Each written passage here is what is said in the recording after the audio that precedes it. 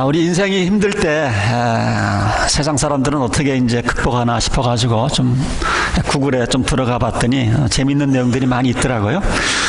어떤 분은 인생이 힘들 때 힘을 빼면 힘이 생긴다, 이렇게 얘기하시는 분들도 있고, 또 인생이 힘들 때 그 마요네즈 병을 기억하세요. 그래서 마요네즈 병에 골프공을 담을 수도 있고, 또 거기에 조그마한 조약돌을 담을 수도 있고, 또 모래를 담을 수가 있는데, 마요네즈 병에다가 큰 공, 그 말은 뭐예요? 그러니까 인생이 힘들 때에 너무 이렇게 자질구레한 거 생각하지 말고 큰 것, 중요한 것에 초점을 맞추세요. 뭐 그런 뜻으로 또 이렇게 얘기하는 것 같습니다.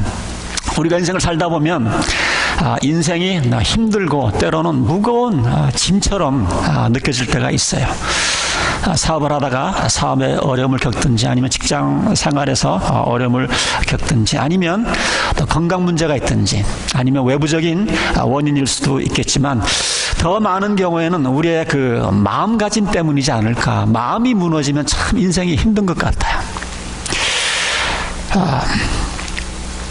예를 들면 우리 인생 가운데 그 회의감이 느껴질 때가 있습니다. 특별히 우리가 이제 40이 넘어가고 이제 50이 줄이 되어지면 내가 왜 인생을 살아야 하는지, 이거 뭐 내가 이루는 것이 없는 것 같고, 이러면서 인생의 회의가 들 때가 있는 것이죠. 자, 그럴 때 정말 인생이 짐처럼 느껴지게 됩니다.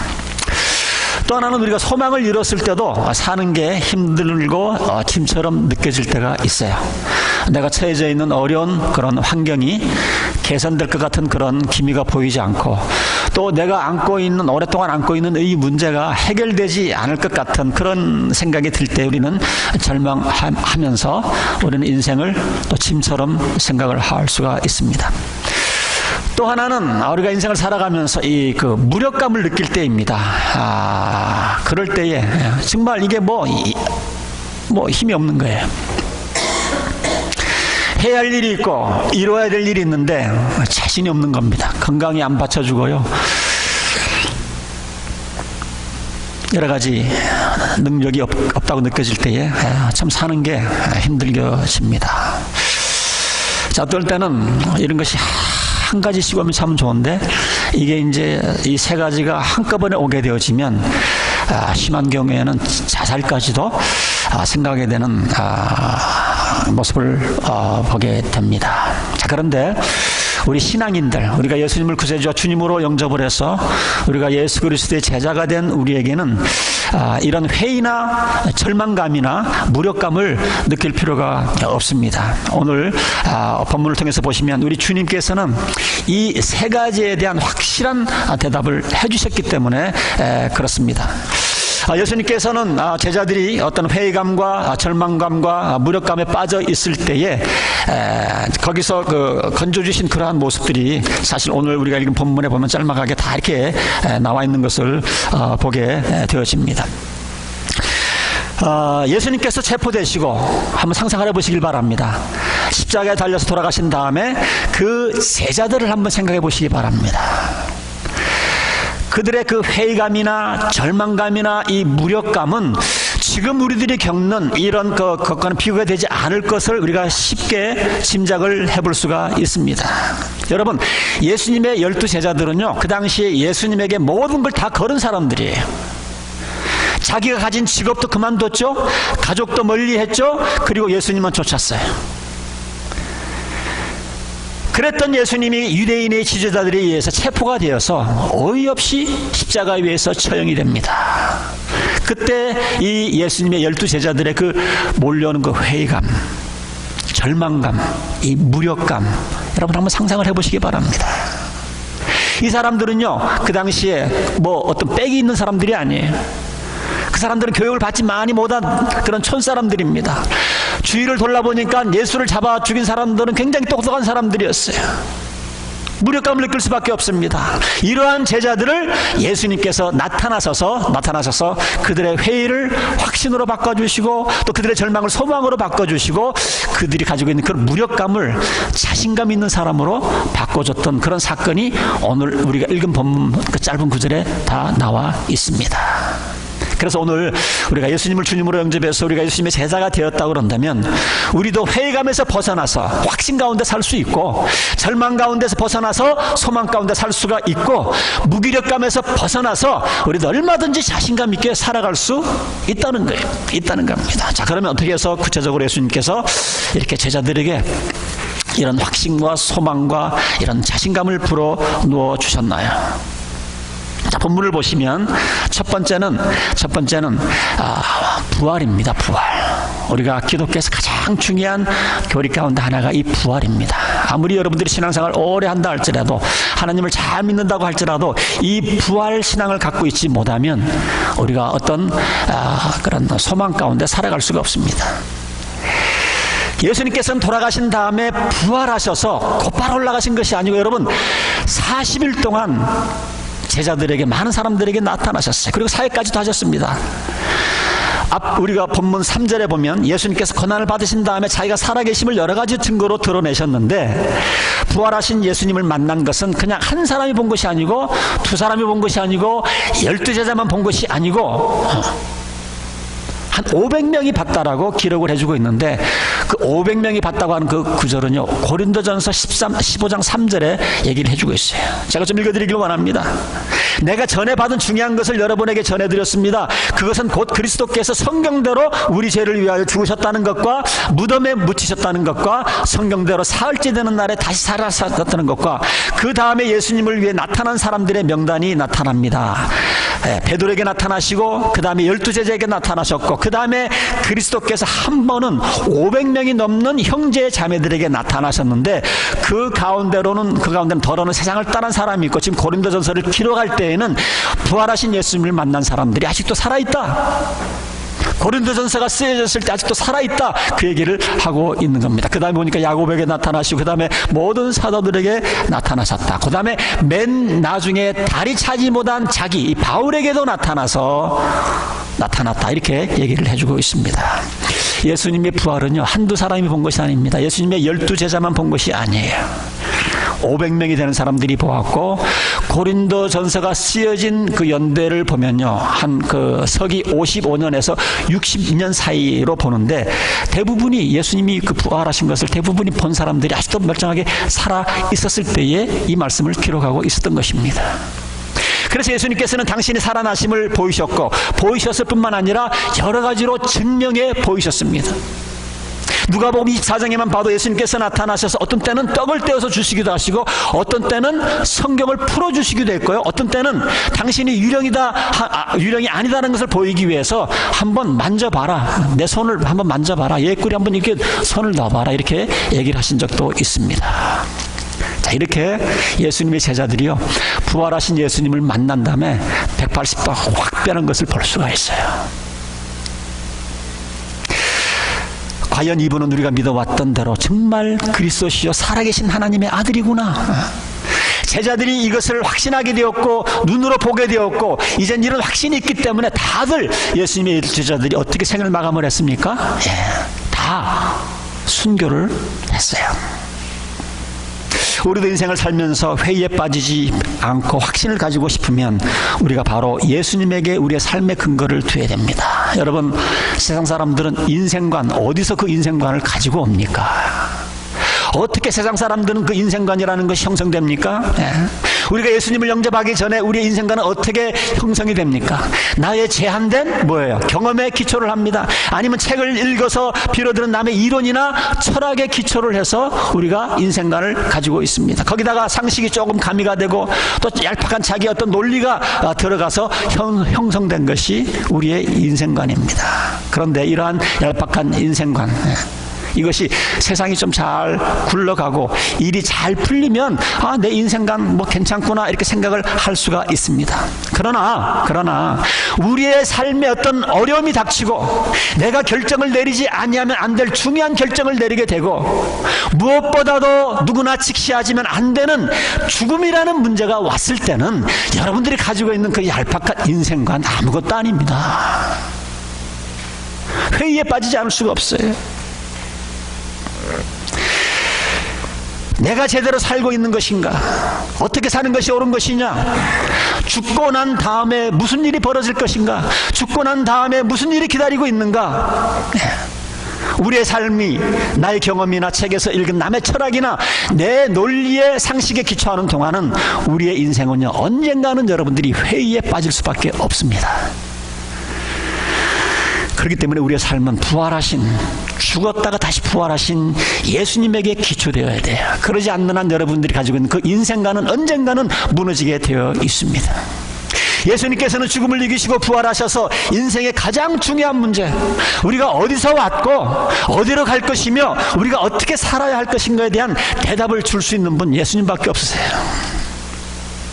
여러분, 구글을 찾아보면 알겠지만 인류학자들이 말하는 게 지금까지 인류가 시작된부터 지금까지 과연 몇 명의 사람들이 살았을까? 많은 인류학자들이 이구동성을 하는 얘기가 한 천억 정도 된다고 예상을 합니다. 그동안 인류에 왔다가 사라진 그 천억의 인구 가운데 분명히 영웅도 있었죠. 훌륭한 철학가도 있었고 위인도 있었고 성인도 있었습니다. 그러나 이들의 공통점이 하나 있는데 그것이 뭡니까? 다들 죽어서 땅에 묻혔다는 거예요. 다들 죽어서 땅에 묻혔다는 거예요. 그들의 무덤 앞에 있는 비석이 그것을 증명을 해주고 있습니다. 그들이 살았던 당시에는 강산을 주름잡았을지 모릅니다. 그 당시에는 많은 추종자들을 끌어당겼을지도 모릅니다.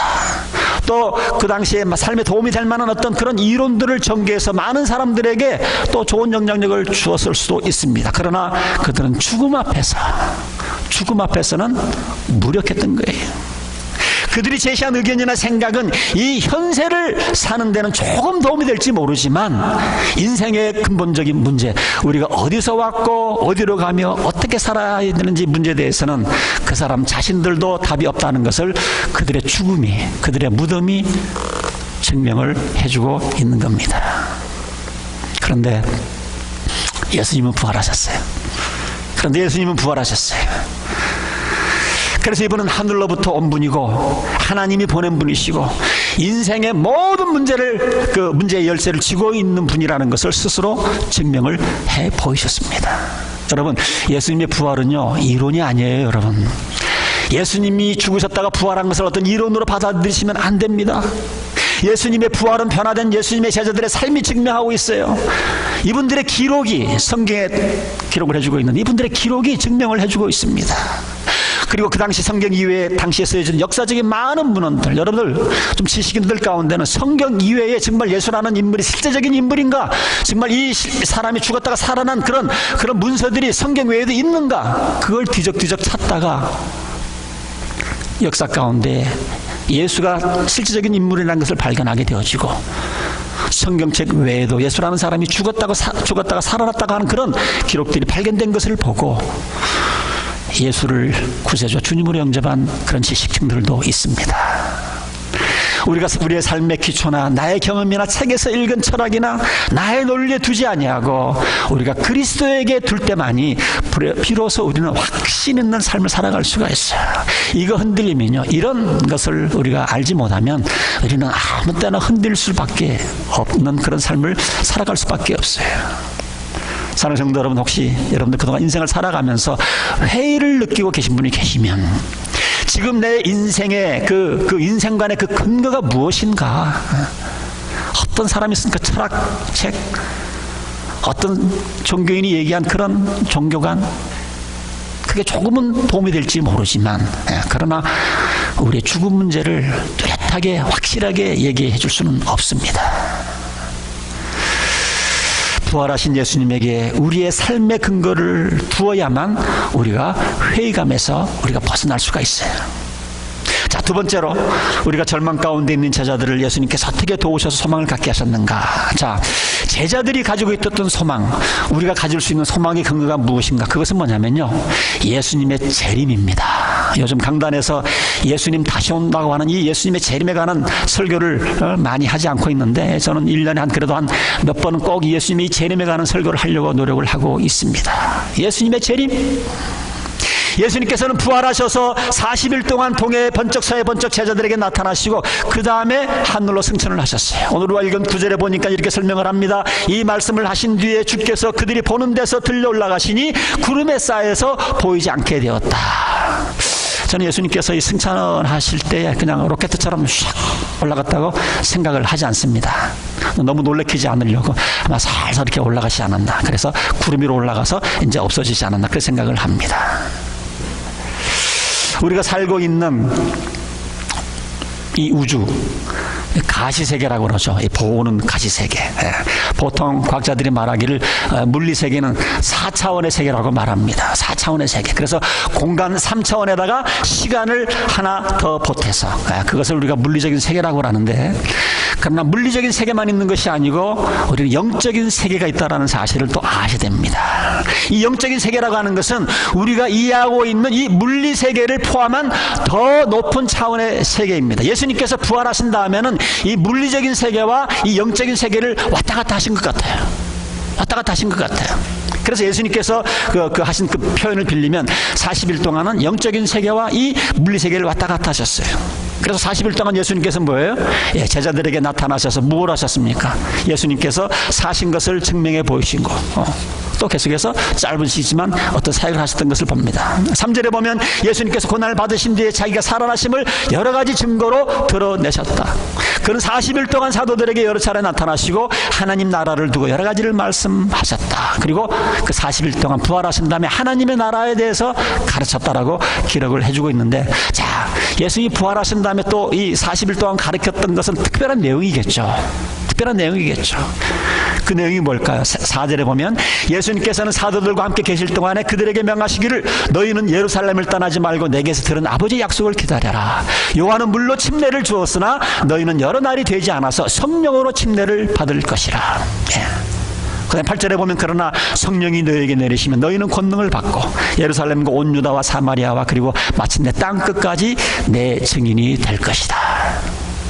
자, 예수님께서 제자들에게 가르쳐 주기를 원했던 것은 지금까지는 내가 너희들을 가르치고 인도하고 보호했지만 이제부터는 내가 하늘로 올라가면 이제부터는 성령께서 오셔서 너희들을 인도하고 보호하실 것이다. 성령께서 오셔서. 내가 이 세상에 있는 동안은, 내가 베드로하고 있는 동안은 또 요한이 딴 곳에 있으면 그곳에 같이 있을 수 없다. 그래서 아무래도 난 안 되겠고 이제 성령님이 오셔서 언제나 어디서나 너희들과 동행하도록 하겠다. 그래서 이제는 예수님의 시대가 끝나고 성령님의 시대가 열릴 것이다라고 예수님께서 죽으시고 부활하신 다음에 40일 동안 그 얘기를 가르치신 것 같습니다. 그러면서 자, 이제 나 기다리지 말아라. 이제 올라가면 다시 내가 그 성령을 보내줄 것이다. 이제 날 찾지 말고 성령의 음성을 듣고 그분에게 순종하고 그분의 지도를 받아라. 그리고 나 이제 간다 그러면서 쑥 올라가셨습니다.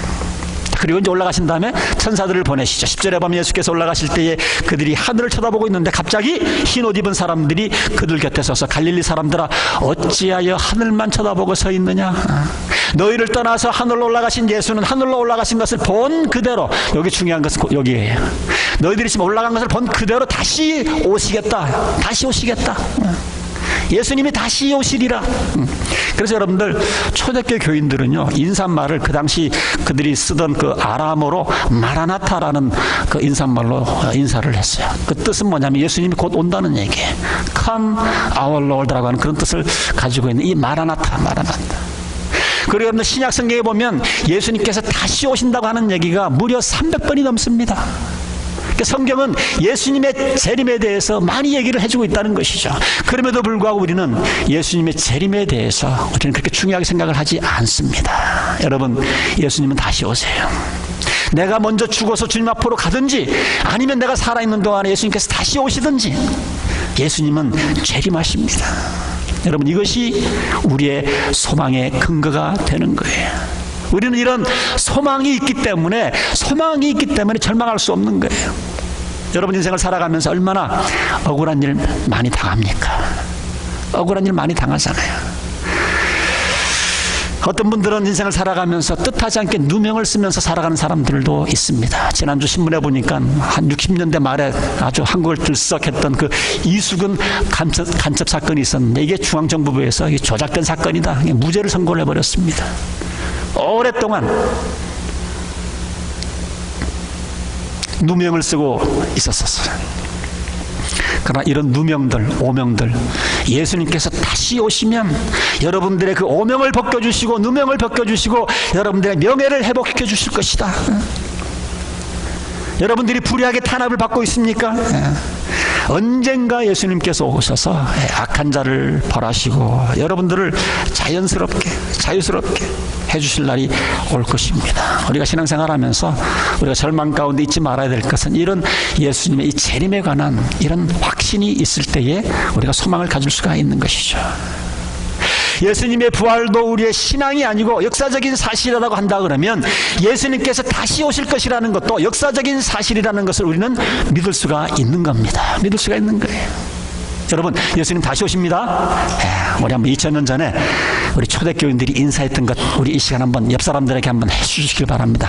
마라나타 한번 인사하시기 바랍니다. 옆 사람에게, 왼쪽에 있는 분에게, 오른쪽에 있는 분에게 마라나타, 마라나타, 마라나타, 마라나타, 마라나타. 너무 혼이 없어, 혼이.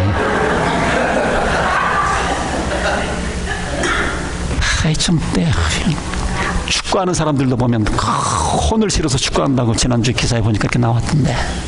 여러분, 예수님은 다시 오십니다. 다시 오셔서 여러분들의 눈물을 닦아주시고 위로해 주시고 오명을, 누명을, 오해를 풀어주시고 악한 자를 벌해주시고, 마지막으로 세 번째, 제자들의 그 무력감, 이 제자들의 무력감을 어떻게 예수님은 도우셨습니까? 자, 그 근거는요 1장 8절에 나오는데 성령입니다. 1장 8절 우리가 잘 아는 말씀입니다. 그러나 성령이 너에게 내리시면 너희는 권능을 받고 예루살렘과 온 유대와 사마리아와 그리고 마침내 땅끝까지 나의 증인이 될 것이다. 자, 여기 예수님이 제자들에게 주신 것, 이거 명령이 아니고 약속입니다. 약속. 예수님께서 약속을 하신 거예요. 다시 한번 말씀드리지만 예수님의 제자들을 분석을 해보면요 많이 배우지 못했습니다. 집안이 좋지를 못했어요. 그동안 뭐 사회적으로 명성 있는 그런 사람들도 아닌 평범한 시골 사람들이었어요. 여러분, 갈릴리는 시골 사람들이 사는 지방 도시입니다. 그리고 나사렛이라는 동네는 더 시골 도시예요.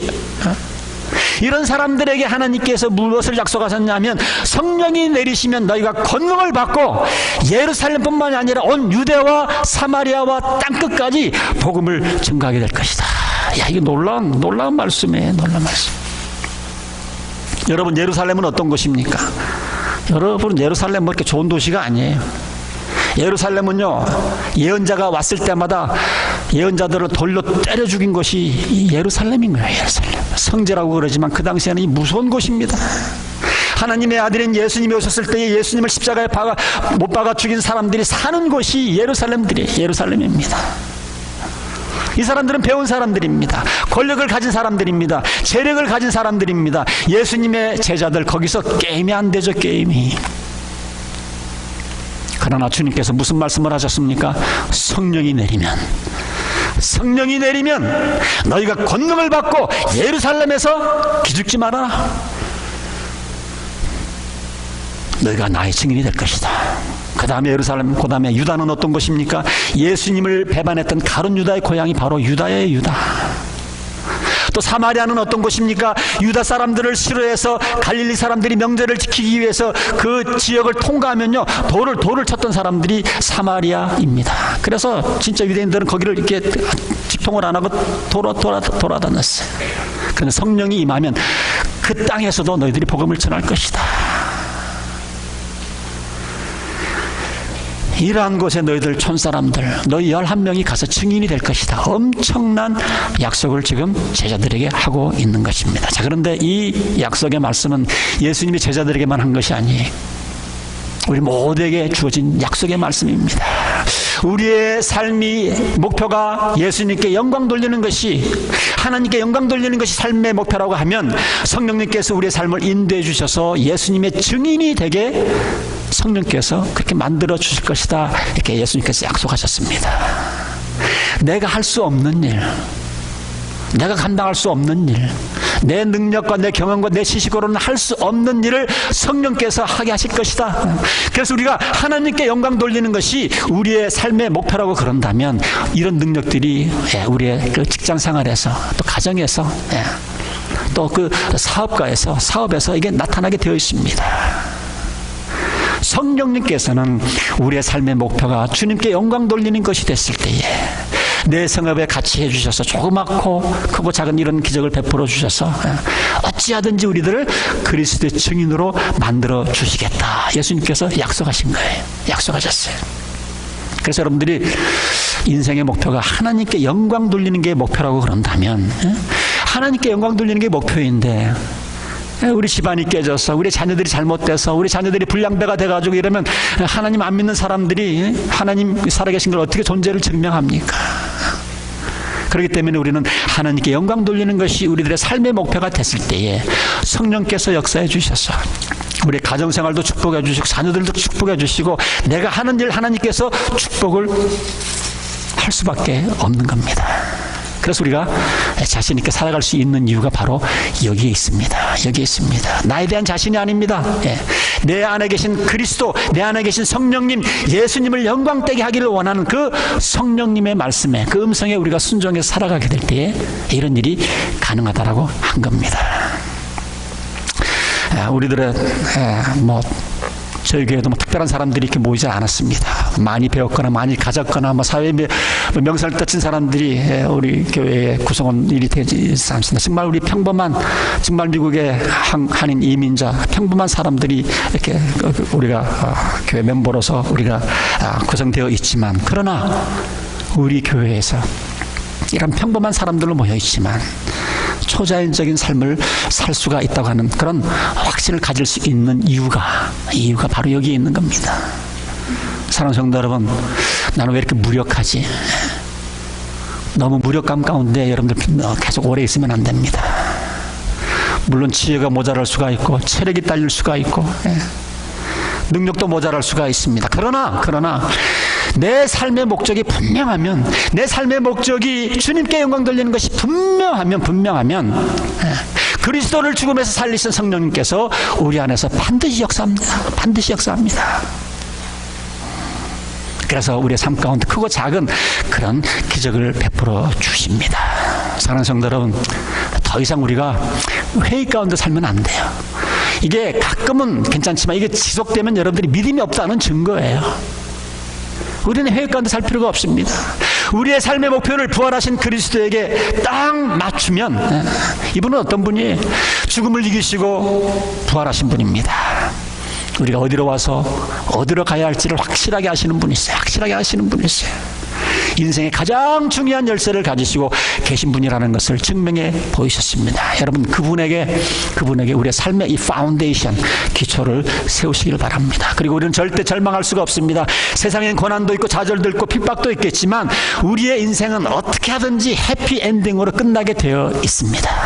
과정은 어떨지 모르지만 우리의 결론은 해피엔딩으로 끝날 수밖에 없어요.